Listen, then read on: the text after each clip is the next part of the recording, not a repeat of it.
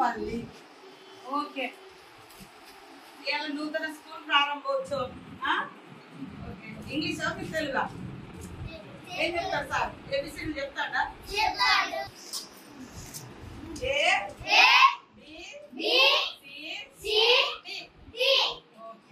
బంగారుపల్లెం candidate school. Virendra Kumar గారికి కూడా social justice జరగాలి అంటే పేదరికంపై యుద్ధం జరగాలి. పేదరిక నిర్మూలన జరగాలంటే విద్య కానీ, వైద్యం కానీ, వ్యవసాయం కానీ, రోడ్డు రవాణా వ్యవస్థ కానీ ఇవన్నీ కూడా మెరుగుపరచాల్సిన అవసరం ఉంది. అప్పుడు మిగతా వర్గాలతోటి అట్టడుగు వర్గాలు, ఆదివాసులు కానీ, గిరిజనులు కానీ, దళితులు కానీ, మైనార్టీలు కానీ, బహుజనులు కానీ బాగుపడాలంటే ఈనాటి పిల్లలందరికీ విద్యా అవకాశాలు మెరుగుపరచాలి, ఉద్యోగ అవకాశాలు కల్పించాలి, అదేవిధంగా వ్యవసాయ రంగాన్ని మెరుగుపరచాలి. కానీ ఇవన్నిటికీ ఆటంకంగా మాలాంటి మరి వెనుకబడ్డ ప్రాంతంలో ప్రధాన ఆటంకం వైల్డ్ లైఫ్ అనేది చాలా ఆటంకంగా ఉంది.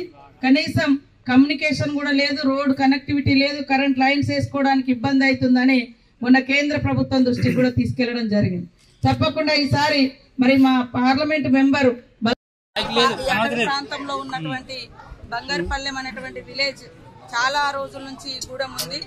అయితే గత 10 సంవత్సరాల నుంచి కూడా ఇక్కడ పర్మనెంట్ స్ట్రక్చర్ లేకపోవడంతో కనీసం మరి ఎలాంటి విద్య వాళ్ళు అందుకోలేనటువంటి పరిస్థితులలో మేము వినూత్నంగా ఆలోచించి తక్షణమే వీళ్లకు ఒక స్కూల్ నిర్మాణం జరగాలి అంటే మరి ఇక్కడ ఉన్నటువంటి వైల్డ్ లైఫ్ సాంచురీ ఆంక్షలు కానీ, ఫారెస్ట్ డిపార్ట్మెంట్ సెంట్రల్ నుంచి ఉండేటువంటి ఆంక్షలు రీత్యా మరి తక్షణము వీళ్ళకు ఒక స్కూల్ ఏర్పాటు చేయాలని ఆలోచించడంతో వెంటనే కలెక్టర్ గారు మనం ఎట్లాగూ కంటైనర్ హాస్పిటల్స్ పెట్టినాం కదా మేడం, అట్లనే కంటైనర్ స్కూల్ కూడా ఏర్పాటు చేసుకుంటే పిల్లలకు తక్షణ మరి సదుపాయాన్ని ఇచ్చి మంచి ఎడ్యుకేషన్ ఇవ్వడానికి ఒక స్కోప్ ఉంటుందని ఈరోజు 13 లక్షలతోటి ఫ్యాన్లు కానీ కింద కూడా సంపూర్ణమైనటువంటి బేస్మెంట్తో మేము ఏర్పాటు చేయడం జరిగింది.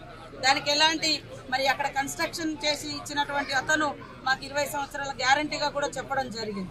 ఏది ఏమైనా అందులో ఏది కూడా వేస్ట్ అయ్యేది లేదు. ఒకవేళ ఈ మనం పర్మనెంట్ స్ట్రక్చర్ నిర్మించుకుంటే భవిష్యత్తులో ఖచ్చితంగా ఇది మళ్ళీ కూడా పెట్టుకోవడానికి అవకాశం ఉంటుంది. కానీ ఇప్పుడున్నటువంటి మరి అటవీ ప్రాంతాల్లో ఉన్నటువంటి పరిస్థితుల రీత్యా ఖచ్చితంగా ఇలాంటి ఇంకా 2-3 కూడా మేము స్కూల్స్ ఏర్పాటు చేయబోతున్నాం. చాలా ఊర్లలో వాగులు తోగులు ఉన్న కాడ మరి పర్మనెంట్ స్ట్రక్చర్ ఏర్పాటు చేయాలంటే లారీలు కానీ ఇతరత్ర పోలేనటువంటి పరిస్థితులలోకి ఇలాంటి నిర్మాణాలు చేసి దాటిచ్చే విధంగా కూడా ఏర్పాటు చేస్తా ఉన్నాం. ఎలాంటి ఇబ్బంది ఉండదు పిల్లలకు కానీ. అదేవిధంగా ఫ్యాన్లు పెట్టడం కూడా జరిగింది. లోపల కూడా అంటే వేడి తీవ్రత లేకుండా ఆ నిర్మాణం చేయడం జరిగింది. కాబట్టి అందరూ కూడా ఆలోచించాల్సిన అవసరం ఉంది.